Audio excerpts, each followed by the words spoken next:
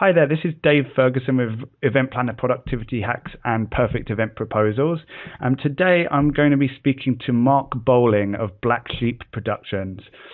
He's got over 10 years experience in the industry, and I spoke to Mark earlier last summer while I was doing discovery calls to find out the pains and frustrations of event planners. And Mark really impressed me with just his forward-thinking approach to his company and just all of the great value information that he gave me on that call. So I've got him back today. So welcome, Mark. Thank you very much. My pleasure to join. No problem at all. Great to have you here. So first things first, I'd like you to just ask you kind of how you got started in the industry, where you were 10 years ago, and where you're at now. Absolutely.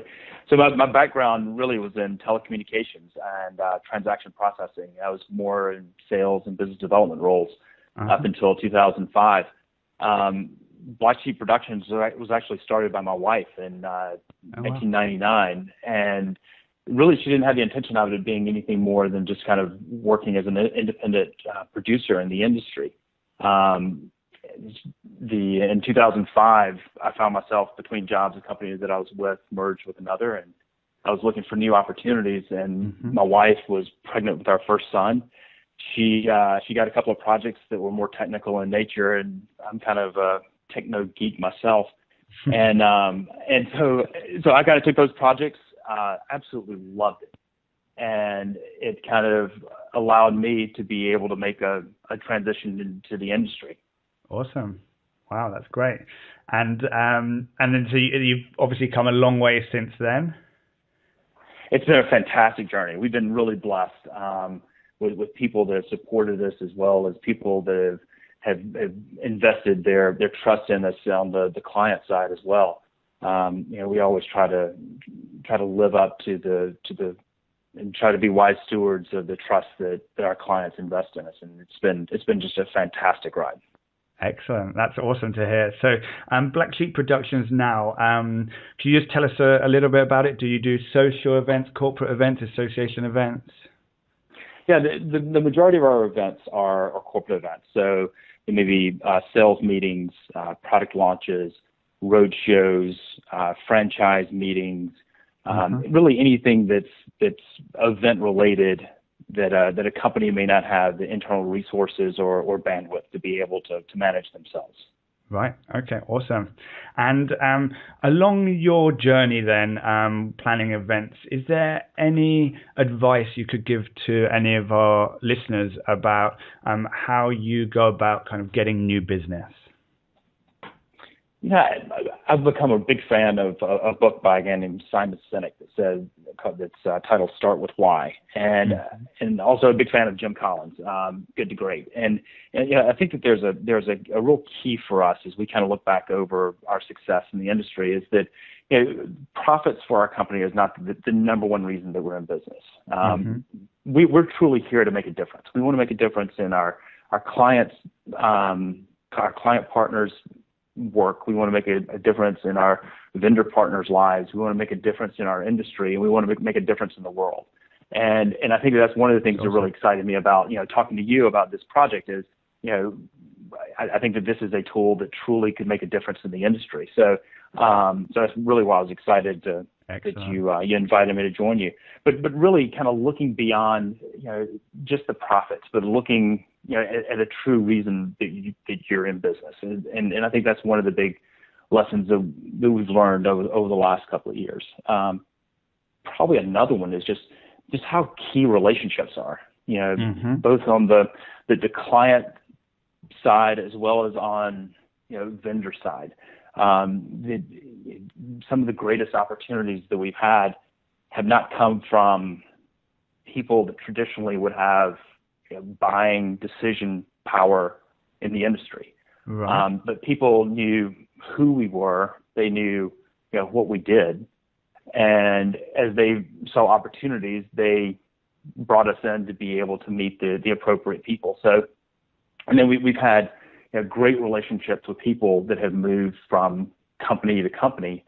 And as they've done that, they've taken us, with them. So it's been great, to be able to, form the relationships that have really provided the foundation that we've been able to grow on.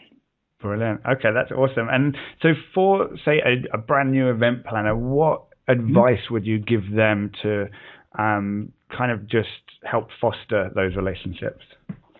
I think that one of the things that helped us as we were kind of starting out is that we truly looked for any opportunity to be able to add value to an event relationship. So, again, kind of going back to my techno-geeky side, I kind of became known as that within kind of our circle of friends and relationships within the Atlanta area. So people would call up and say, hey, I have this application that a client's trying to develop. Have you seen anything like that?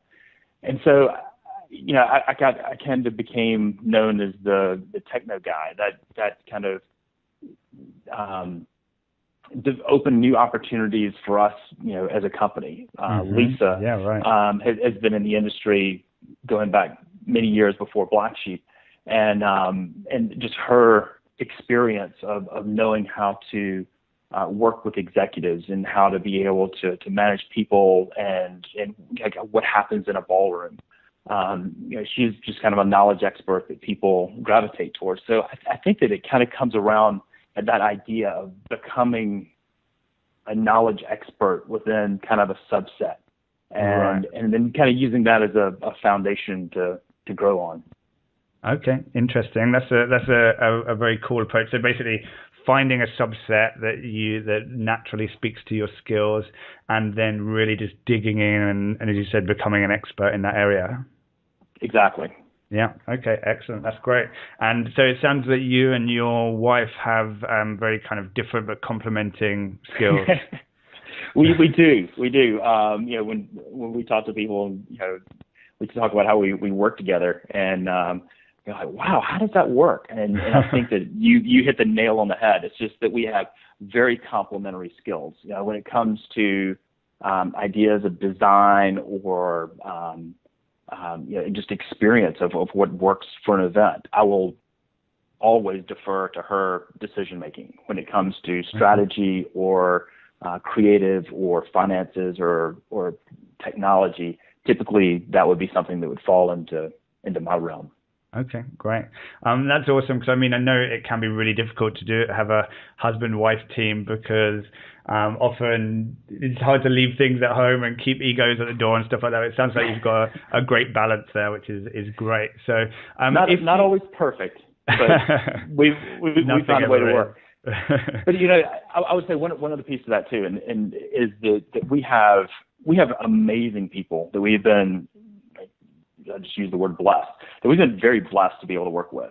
Creative directors, technical directors, people with AV firms, meeting managers that are all kind of people that we would consider part of the Black Sheep family.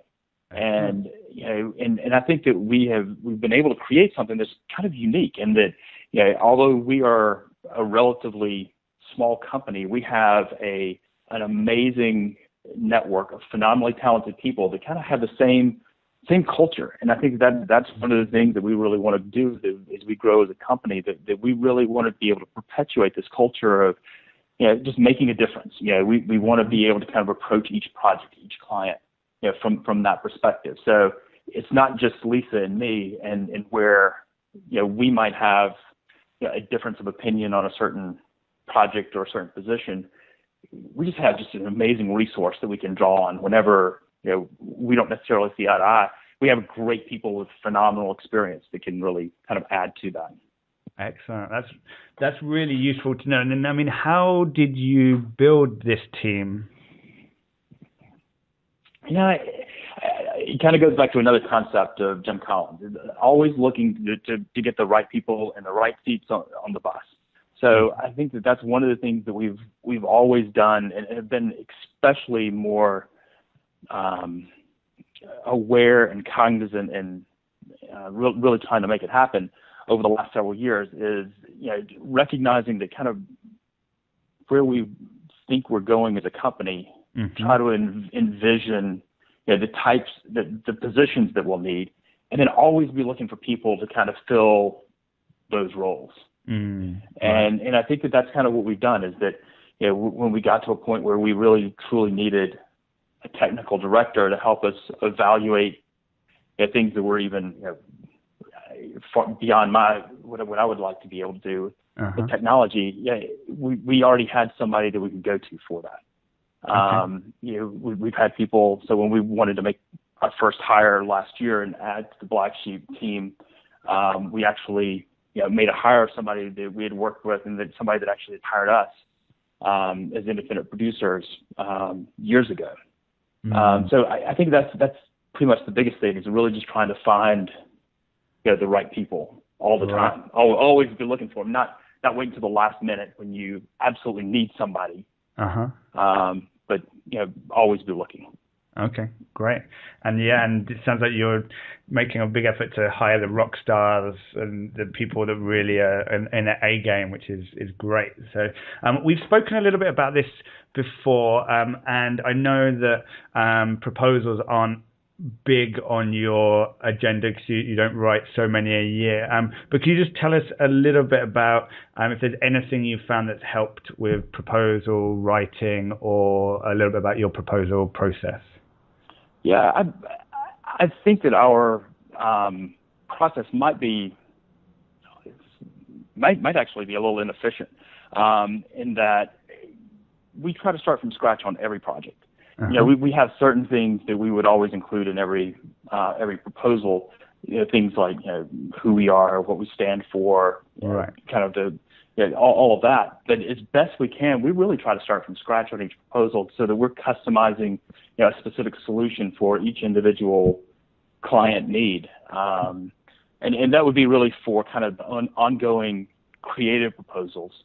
As you look in the industry, I think it would be real easy to kind of fall into a trap of always trying to chase opportunity. And for small companies like us, that can become very expensive very fast, because not only is it drawing on other resources to be able to put together the presentations, but it takes a lot of time, a lot of money to be able to respond. So we try to be extremely selective, and as best we can try to say we try not to respond to RFPs, but really try to make sure that we're the right fit culturally with an organization before we try to put the proposal together in the first place.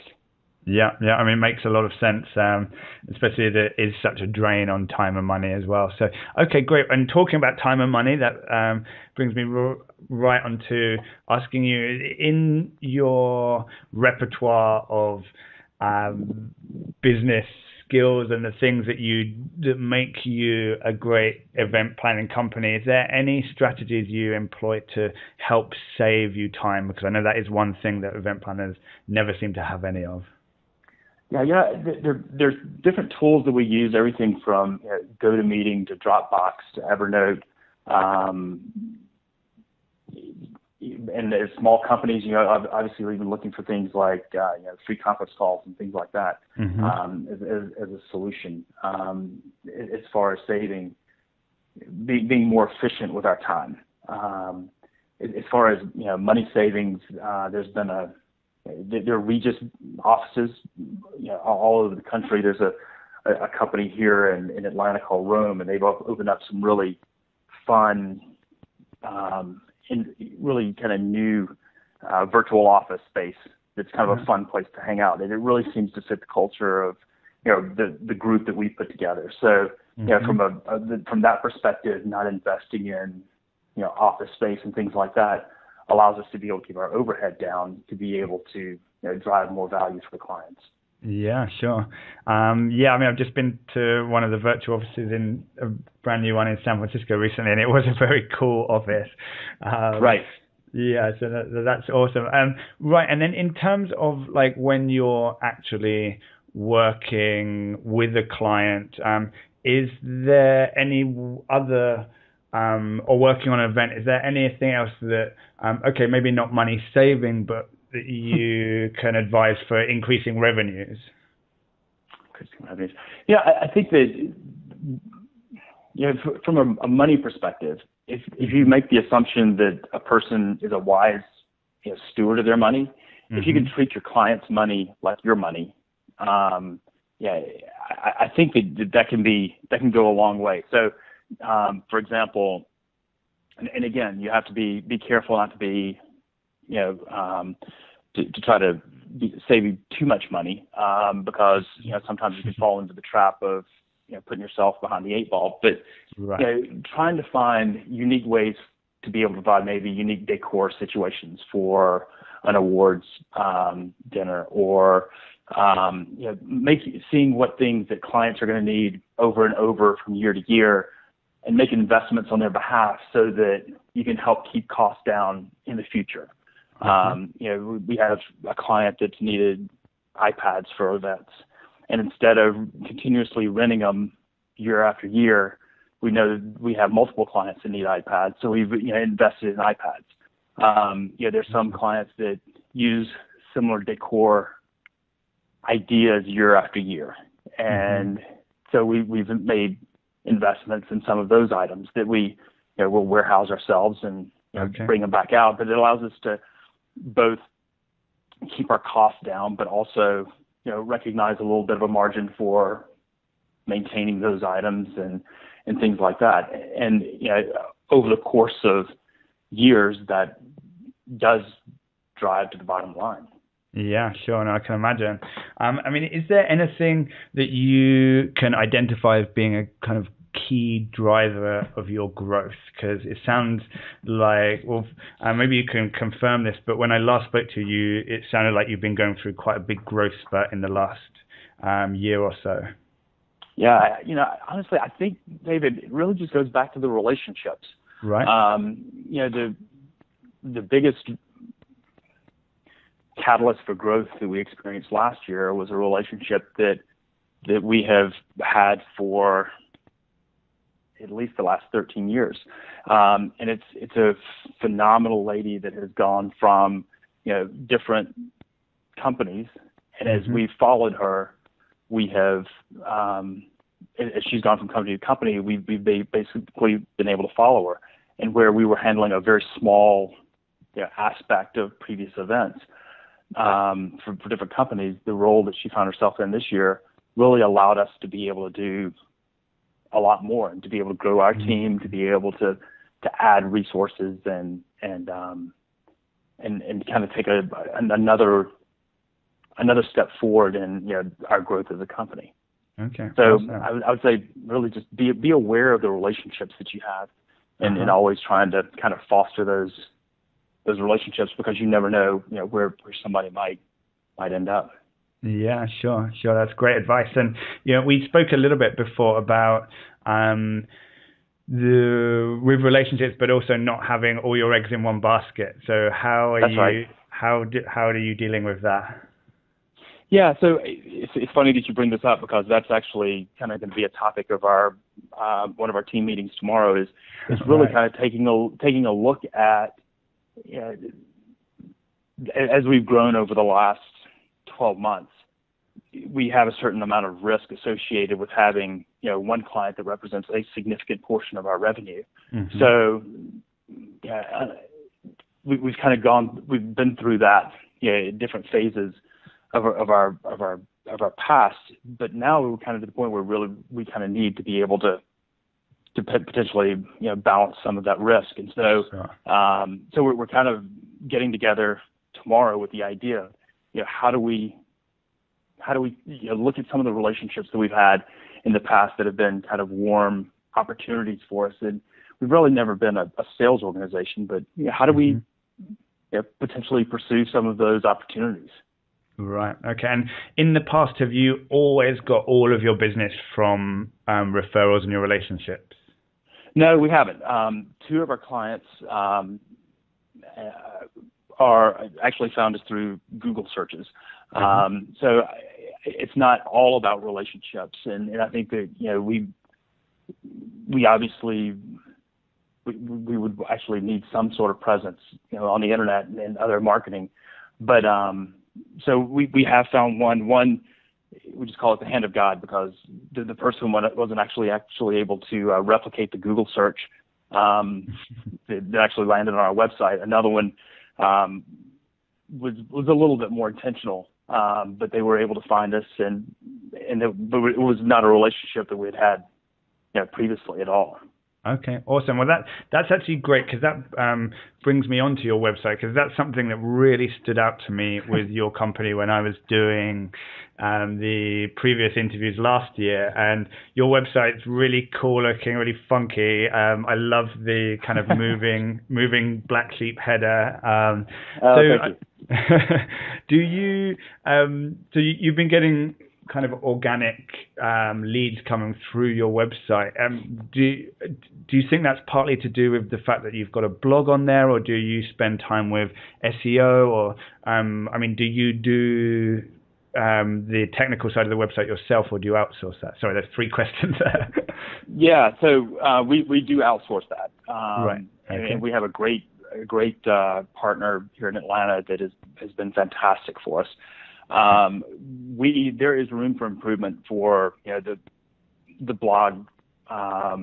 We've gotten great feedback, and there have been some posts that have been very successful. But I think that there's some room there for improvement for us to be able to be a little bit more cognizant and a little bit more intentional about developing content there. Sure.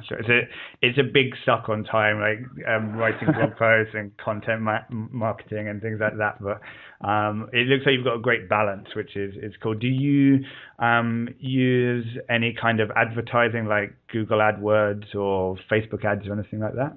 No, we haven't in the past. Okay. But that could change in the future. Right. Okay. Sure.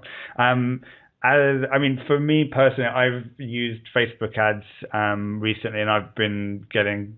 I just think they're great. They're so targeted, and you often, when I first started, I thought, I wouldn't find business people on Facebook, but people do use Facebook. No matter, everyone uses Facebook now, so it's actually great for that, and relatively cheap.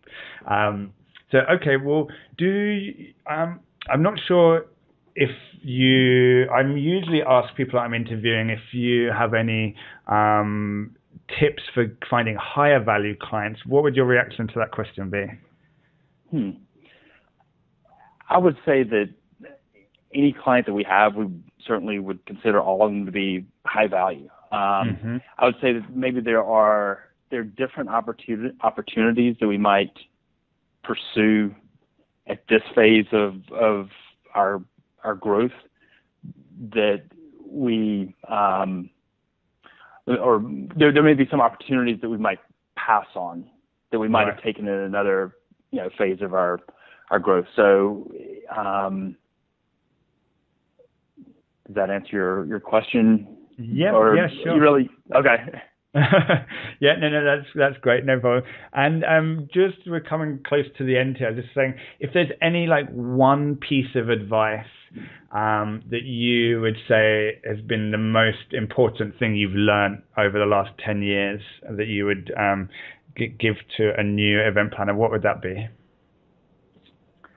I think if it's somebody really coming into the industry, it's really finding what it is that you love doing, and trying to find the right niche within the industry that fits your skills and kind of the combination of your skills and what you're good at and what you enjoy doing. Really pursue that, and then try to find relationships that you can invest in, so that you can get to know more people, be exposed to new ideas, and find new teams. Try to find the right people that you really enjoy working with as well. And what do you think the best way of doing that is? Kind of networking events, industry events, or do you do it? Have you gone about that a different way? I would say that we have participated in local events here in Atlanta, which has been great for us, especially early in our growth. And then more recently, some other industry events as well, and really trying to find opportunities to be able to speak and find a platform within the industry as well. Awesome. Great. Okay, well, thanks very much, Mark. Really appreciate this. So if you could just tell our listeners if they were looking to get hold of your company, where would they go? And if they had any questions for you, where would they be able to do that? Yeah, absolutely. They can find us at blacksheepproductions.com, www.blacksheep and then -productions.com. They can contact me directly at mark@blacksheep-productions.com, or call me at 678-884-1155. Brilliant. Okay, I really appreciate that, Mark, and I'm sure all of our listeners will as well. Thanks so much, and I hope that 2015 shows you just as much growth as last year. Thank you very much. I appreciate that. Same to you. No problem. Have a good day. Bye. You too. Bye-bye.